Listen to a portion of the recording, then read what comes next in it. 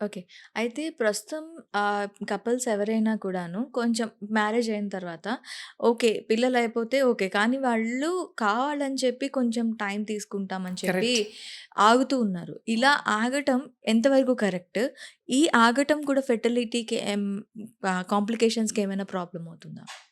Very good question అండి. ఎందుకంటే ఒక సైడ్ మేము చూస్తుంటే లేడీస్‌కి అంటే విమెన్ ఎంపవర్‌మెంట్ అందరూ పని చేయాలి. మీరే ఫైనాన్షియల్‌గా ఇండిపెండెంట్ అవ్వాలని we encourage. But other side fertility కూడా బ్యాలెన్స్ చేసుకోవాలి. ఓకే. సో, ఆఫ్‌కోర్స్ ఇప్పుడు ఎస్పెషల్లీ మన డాక్టర్ ఫీల్డ్‌లోనే చూడండి. MBBS by the time they settle 20, 25 years, 30 years అవుతది పీజీ. హ్మ్. సో, ఆ టైంలో చాలా స్ట్రెస్ ఉంటది కదా! జస్ట్ ఒక సింపుల్ 2 టెస్ట్, ఒక ఓకే. స్కాన్, ఎగ్ కౌంట్ ఎంతుంది? మళ్ళీ ఒక ఏఎంహెచ్ టెస్ట్, హ్మ్. హార్మోన్స్ ఎలా ఉంది హ్మ్. బాడీలో? వాళ్ళకి టైం ఉందా లేదా పోస్ట్‌పోన్ చేయటానికి? మేల్స్‌లో స్పెర్మ్ ఒక టెస్ట్ చేస్తే అట్‌లీస్ట్ ఒక ఐడియా ఉంటది. వాళ్ళు ఇంకా టైం మేమే అంత బావుందంటే they can definitely wait for some time. Nothing to worry అన్నట్టు.